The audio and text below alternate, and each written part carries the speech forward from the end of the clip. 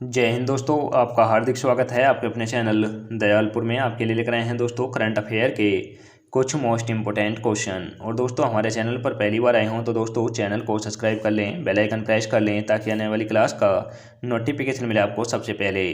और दोस्तों क्लास अच्छी लगे तो अपने दोस्तों में ज़रूर शेयर करें। और इससे पहले की क्लास आपने ना देखी हो तो हमारी प्लेलिस्ट से जाकर इससे पहले की क्लास देख सकते हैं। और दोस्तों हमारे चैनल पर सुबह 6 बजे आपको करंट अफेयर के टॉप 15 क्वेश्चन मिल जाया करेंगे, तो दोस्तों हमारे चैनल पर बने रहें।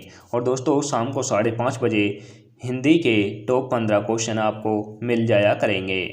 तो दोस्तों इसी के साथ चलते हैं आज की क्लास के पहले प्रश्न की ओर। जैसे कि आज की क्लास का पहला प्रश्न है, संस्कृति राज्य मंत्री मीनाक्षी लेखी ने कितने ऐतिहासिक स्थलों को दर्शाते हुए दिल्ली की दीवार भित्ति का अनावरण किया है? तो दोस्तों दिल्ली की दीवार भित्ति का अनावरण कौन से ऐतिहासिक स्थल के रूप में अनावरण किया गया है? तो दोस्तों यह किया गया है 75वें के, यानी हमारे देश में ऐतिहासिक स्थलों की संख्या 75 हो चुकी है। तो दोस्तों इसका राइट आंसर हो जाएगा ऑप्शन नंबर सी। अब चलते हैं दोस्तों इसकी व्याख्या की तरफ। जैसे कि इसकी व्याख्या है, संस्कृति राज्य मंत्री मीनाक्षी लेखी ने 75 ऐतिहासिक स्थलों को दर्शाते हुए दिल्ली की दीवार भित्ति का अनावरण किया है। तो दोस्तों यह इसके बारे में इम्पोर्टेंट जानकारी हुई। अब चलते हैं दोस्तों अगले प्रश्न की ओर। जैसे कि अगला प्रश्न है, कौन सी देश की दूसरी सबसे बड़ी सीमेंट कंपनी बनी है? तो दोस्तों देश की सबसे बड़ी दूसरी सीमेंट कंपनी कौन सी बनी है? तो दोस्तों यह बनी है अडानी समूह। यह अडानी समूह बनी है। तो दोस्तों इसका राइट आंसर है ऑप्शन नंबर ए। यहाँ पर दोस्तों टाइपिंग मिस्टेक हो गई है, यहाँ पर ड होना चाहिए था और यह द बन गया है। तो दोस्तों यह अडानी समूह कंपनी बनी है। तो दोस्तों इसी के साथ चलते हैं इसकी व्याख्या की तरफ। जैसे कि इसकी व्याख्या है दोस्तों, अडानी समूह देश की दूसरी सबसे बड़ी सीमेंट कंपनी बन गई है। तो दोस्तों यह इसकी व्याख्या हुई। अब चलते हैं दोस्तों अगले प्रश्न की ओर। जैसे कि अगला प्रश्न है, यहाँ पर भी दोस्तों टाइपिंग मिस्टेक हो चुकी है।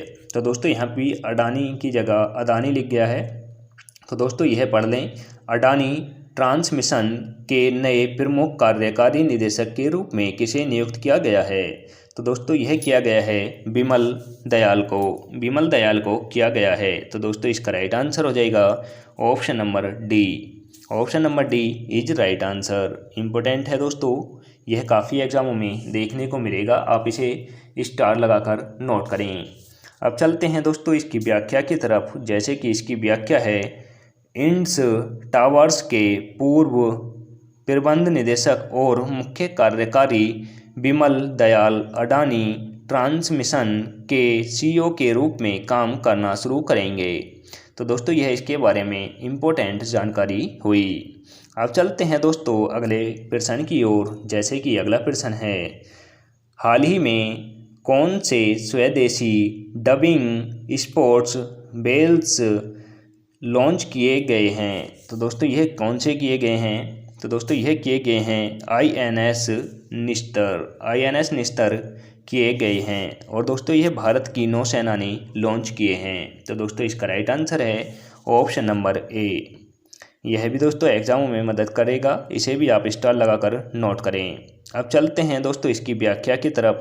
जैसे कि दोस्तों इसकी व्याख्या है, नौसेना प्रमुख आर हरि कुमार ने स्वदेशी डबिंग स्पोर्ट बेल्स आईएनएस निस्तर और आईएनएस निपुण लॉन्च किया।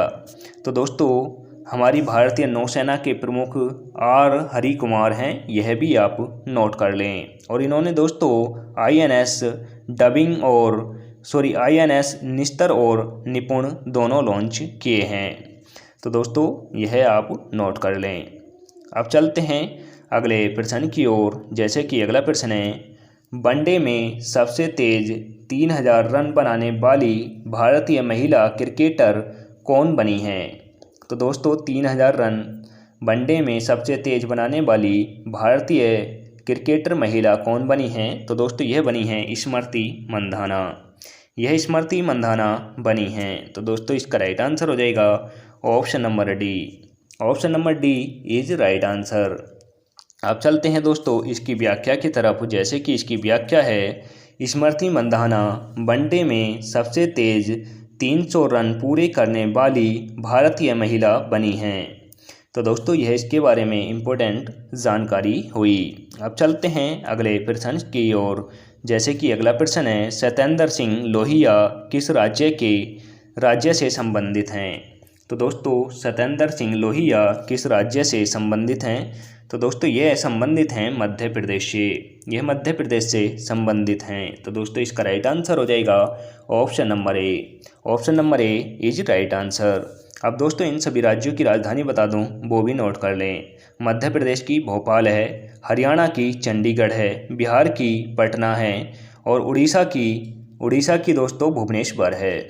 इन सभी की राजधानी नोट कर ली होंगी। अब चलते हैं दोस्तों इसकी व्याख्या की तरफ। जैसे कि व्याख्या है, मध्य प्रदेश के सत्येंद्र सिंह लोहिया उत्तरी चैनल को पार करने वाले एशिया के पहले पैरा तैराक बने हैं। तो दोस्तों यह इम्पोर्टेंट जानकारी है, इसे ज़रूर नोट कर लें। दोस्तों सत्येंद्र सिंह लोहिया ये मध्य प्रदेश के रहने वाले हैं और इन्होंने उत्तरी चैनल को पार करा है तैरकर इन्होंने उत्तरी चैनल को पार करा है। और दोस्तों ऐसा करने वाले एशिया के पहले व्यक्ति बने हैं। तो दोस्तों इम्पोर्टेंट जानकारी है, इसे ज़रूर नोट कर लें।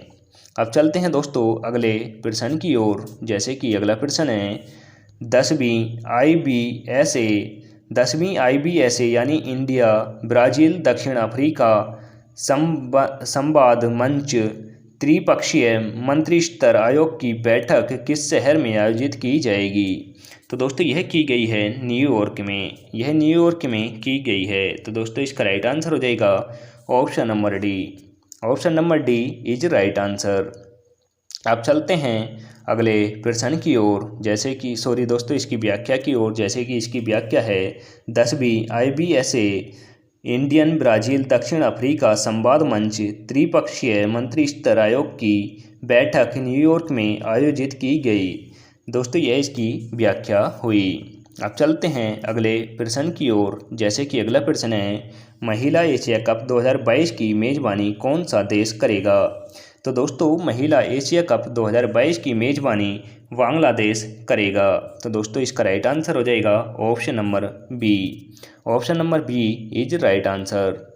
अब चलते हैं दोस्तों इसकी व्याख्या की तरफ। जैसे कि इसकी व्याख्या है, बांग्लादेश महिला एशिया कप की मेज़बानी करेगा। तो दोस्तों बांग्लादेश जो देश है वह महिला एशिया कप की मेज़बानी करेगा। और दोस्तों बांग्लादेश की राजधानी ढाका है और मुद्रा दोस्तों इसकी टका है। और दोस्तों यहाँ की प्रधानमंत्री शेख हसीना हैं, यह भी आप नोट कर लें। अब चलते हैं दोस्तों अगले प्रश्न की ओर। जैसे कि अगला प्रश्न है, किस राज्य की जेल विभाग ने जेल स्टाफ अटेंस ऐप मोबाइल एप्लीकेशन लॉन्च किया है। तो दोस्तों अटेंस मोबाइल एप्लीकेशन किसने लॉन्च किया है। तो दोस्तों यह किया है नागालैंड ने किया है। तो दोस्तों इसका राइट आंसर हो जाएगा option number B. Option number B is right answer. अब दोस्तों इन सभी राज्यों की राजधानी बता दूं, वो भी नोट कर लें। असम की दिसपुर है, नागालैंड की कोहिमा है, मणिपुर की इम्फाल है, मेघालय की शिलोंग है। अब चलते हैं दोस्तों अगले प्रश्न की ओर। दोस्तों इसकी व्याख्या है, जैसे कि नागालैंड जेल विभाग ने jail staff assistant app mobile application launch किया है। तो दोस्तों यह इसकी व्याख्या हुई। अब चलते हैं दोस्तों अगले प्रश्न की ओर। जैसे कि इसका अगला प्रश्न है, भारतीय ओलंपिक संघ के संवैधानिक संशोधन के लिए किसे नियुक्त किया गया है। तो दोस्तों यह किया गया है दोस्तों इसका राइट आंसर हो जाएगा एल नागेश्वर राव इसका सही राइट आंसर हो जाएगा। अब चलते हैं दोस्तों इसकी व्याख्या की तरफ। जैसे कि व्याख्या है, पूर्व न्यायाधीश एल नागेश्वर राव को भारतीय ओलंपिक संघ के संवैधानिक संशोधन के लिए नियुक्त किया गया है। तो दोस्तों यह इसकी व्याख्या हुई। अब चलते हैं दोस्तों अगले प्रश्न की ओर। जैसे कि अगला प्रश्न है, अंतर्राष्ट्रीय सांकेतिक भाषा दिवस दुनिया भर में प्रतिवर्ष किस तारीख को मनाया जाता है? तो दोस्तों यह मनाया जाता है 23 सितंबर को। यह 23 सितंबर को मनाया जाता है। अंतर्राष्ट्रीय सांकेतिक भाषा दिवस 23 सितंबर को मनाया जाता है। तो दोस्तों इसका राइट आंसर हो जाएगा ऑप्शन नंबर बी। अब चलते हैं दोस्तों इसकी व्याख्या की तरफ। जैसे कि इसकी व्याख्या है 23 सितंबर को दुनिया भर में हर साल अंतर्राष्ट्रीय सांकेतिक भाषा दिवस मनाया जाता है। यानी दोस्तों IDSL दिवस भी इसे बोलते हैं। अब चलते हैं दोस्तों अगले प्रश्न की ओर। जैसे कि अगला प्रश्न है NCC यानी दोस्तों राष्ट्रीय कैडेट कोर और दोस्तों UNIP यानी UNIP का मतलब है दोस्तों संयुक्त राष्ट्रीय पर्यावरण कार्यक्रम ने प्लास्टिक प्रदूषण के मुद्दे से निपटने के लिए किस शहर में समझौता ज्ञापन पर हस्ताक्षर किए हैं? तो दोस्तों यह किए हैं नई दिल्ली में। यह नई दिल्ली में किए हैं। तो दोस्तों इसका राइट आंसर है option number D. Option number D is right answer. अब चलते हैं दोस्तों इसकी व्याख्या की तरफ। जैसे कि इसकी व्याख्या है NCC यानी दोस्तों राष्ट्रीय कैडेट कोर और UNIP यानी संयुक्त राष्ट्रीय पर्यावरण कार्यक्रम ने प्लास्टिक प्रदूषण के मुद्दे से निपटने के लिए नई दिल्ली में समझौता ज्ञापन पर हस्ताक्षर किए हैं। यह इसकी व्याख्या हुई। अब चलते हैं अगले प्रश्न की ओर। जैसे कि अगला प्रश्न है भारतीय किस देश के साथ चेन्नई में संयुक्त अभ्यास आयोजित करते हैं? तो दोस्तों भारतीय नौसेना यह अमेरिका की नौसेना के साथ चेन्नई में संयुक्त अभ्यास करते हैं। तो दोस्तों इसका राइट आंसर है option number C. Option number C is right answer. अब चलते हैं दोस्तों इसकी व्याख्या की तरफ। जैसे कि इसकी व्याख्या है भारत और अमेरिका तटरक्षक बल चेन्नई में संयुक्त अभ्यास आयोजित करते हैं। तो दोस्तों यह नौसेनाओं के बीच अभ्यास होता है अमेरिका और भारत के बीच। यह भी आप याद रखें। अब चलते हैं अगले प्रश्न की ओर। जैसे कि अगला प्रश्न है अंतर्राष्ट्रीय सांकेतिक भाषा दिवस किस तारीख को मनाया जाता है? तो दोस्तों यह क्वेश्चन रिपीट हो गया है। यह मनाया जाता है दोस्तों 23 सितंबर को। इसका राइट आंसर 23 सितंबर हो जाएगा। अब चलते हैं अगले प्रश्न की ओर। जैसे कि अगला प्रश्न है किस राज्य के शब्दकोश हेमकोश का ब्रेल संस्करण प्रधानमंत्री को प्रस्तुत किया है? तो दोस्तों किस राज्य ने हेमकोश के ब्रेल संस्करण को प्रधानमंत्री को प्रस्तुत किया है? तो दोस्तों यह क्या है? यह किस राज्य ने किया है? तो दोस्तों यह किया है असम ने। यह असम राज्य ने प्रस्तुत किया है। तो दोस्तों इसका right answer option number A हो जाएगा। अब दोस्तों इन सभी राज्यों की राजधानी बता दूं, वो भी नोट कर लें। असम की दिसपुर है, मणिपुर की इम्फाल है, मेघालय की शिलोंग है और दोस्तों बिहार की पटना है। अब चलते हैं दोस्तों इसकी व्याख्या की तरफ। जैसे कि इसकी व्याख्या है असमिया शब्दकोश हेमकोश का ब्रेल संस्करण प्रधानमंत्री को भेंट किया है। यानी अपने देश के प्रधानमंत्री नरेंद्र मोदी जी को यह भेंट किया गया है। तो दोस्तों यह इम्पोर्टेंट जानकारी हुई। अब चलते हैं दोस्तों अगले प्रश्न की ओर। जैसे कि अगला प्रश्न है विश्व बैंक ने किस राज्य को 150 मिलियन यानी लगभग 120 करोड़ रुपए के ऋण को मंजूरी दी है? तो दोस्तों विश्व बैंक ने किस राज्य को 150 मिलियन यानी लगभग 1200 करोड़ रुपए के ऋण को मंजूरी दी है? तो दोस्तों विश्व बैंक यह किस राज्य को देने वाला है? तो दोस्तों यह देगा दोस्तों पंजाब राज्य को। यह पंजाब राज्य को देगा। तो दोस्तों इसका राइट आंसर हो जाएगा option number B. Option number B is right answer. अब दोस्तों इन सभी राज्यों की राजधानी भी बता दूं, वो भी नोट कर लें। हरियाणा की चंडीगढ़ है और दोस्तों पंजाब की भी चंडीगढ़ है, केरल की त्रिवेंद्रपुरम है और मध्य प्रदेश की भोपाल है। अब चलते हैं दोस्तों इसकी व्याख्या की तरफ यानी इम्पोर्टेंट जानकारी की तरफ। जैसे कि इम्पोर्टेंट जानकारी है विश्व बैंक ने पंजाब को अपने वित्तीय संसाधनों को बेहतर ढंग से प्रबंधित करने और सार्वजनिक सेवाओं तक पहुंच में सुधार करने में मदद करने के लिए $150 मिलियन लगभग 1200 करोड़ रुपए के ऋण को मंजूरी दी है। तो दोस्तों यह इम्पोर्टेंट जानकारी हुई। अब चलते हैं अगले प्रश्न की ओर, जैसे कि अगला प्रश्न है दोस्तों, कौन सी कंपनी राजस्थान में भारत में अपने पहले और सौर ऊर्जा संयंत्र स्थापित करेगी? तो दोस्तों यह करेगी वीरांगना कंपनी करेगी। तो दोस्तों इसका राइट आंसर हो जाएगा ऑप्शन नंबर ए। अब चलते हैं दोस्तों इसकी इम्पोर्टेंट जानकारी की तरफ, जैसे कि इसकी इम्पोर्टेंट जानकारी है, अमेजन भारत में अपने पहले और ऊर्जा संयंत्र राजस्थान में स्थापित करेगी। तो दोस्तों यह अमेजन कंपनी करेगी। तो दोस्तों इसकी इम्पोर्टेंट जानकारी हुई। अब चलते हैं अगले प्रश्न की ओर, जैसे कि अगला प्रश्न है, राष्ट्रीय व्यवस्था मिशन के लिए संयुक्त राष्ट्र पुरस्कार किस देश ने जीता है? तो दोस्तों राष्ट्रीय स्वास्थ्य मिशन के लिए किस देश ने दोस्तों संयुक्त राष्ट्र पुरस्कार जीता है? तो दोस्तों यह जीता है अपने देश भारत ने जीता है। तो दोस्तों इसका राइट आंसर हो जाएगा ऑप्शन नंबर डी।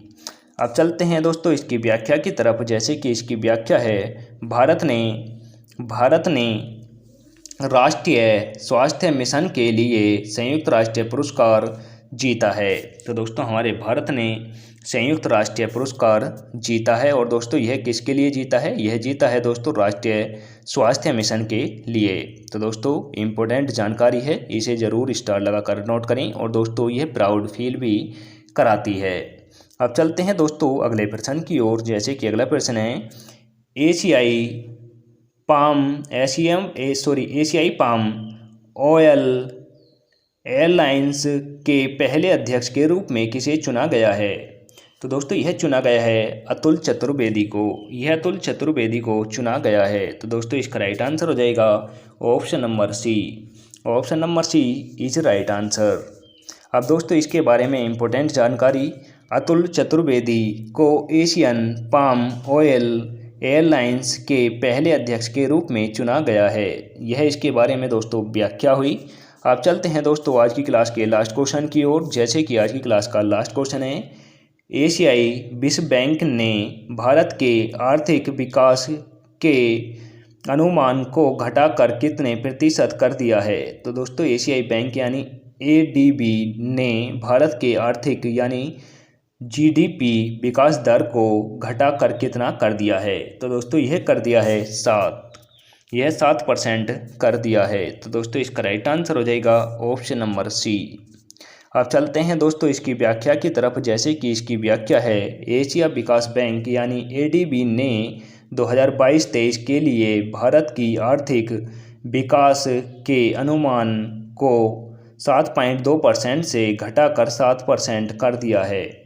तो दोस्तों यह इसके बारे में इम्पोर्टेंट जानकारी हुई। और दोस्तों आज की क्लास इसी के साथ समाप्त होती है। आपको क्लास कैसी लगी कमेंट करके ज़रूर बताएं।